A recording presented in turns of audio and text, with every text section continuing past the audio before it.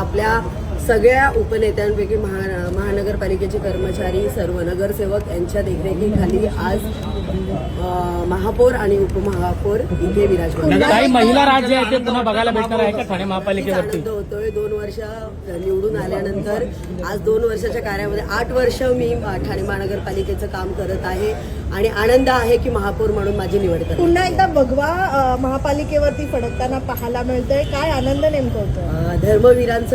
धर्मवीर आनंद दिघे साहेब यांचा हा बालेकिल्ला आहे आणि आपल्या शिंदे साहेबांनी तो तसाच जपून ठेवला आहे, जतन केला आहे.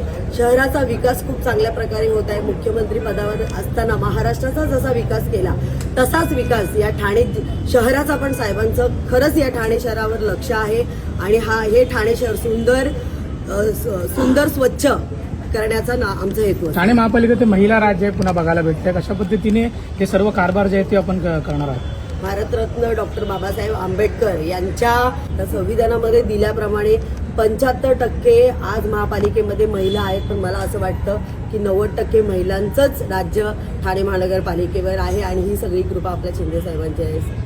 अनेक लोक रेसमध्ये होते. तुमच्या नावाची यापदी वर्णी लागेल, काही अशी अपेक्षा होती तुम्हाला? काय नेमकं? अशी अपेक्षा अजिबातच नव्हती, पण आपण केलेलं काम आणि या कामातूनच मला वाटतं आपली निवड झालेली आहे.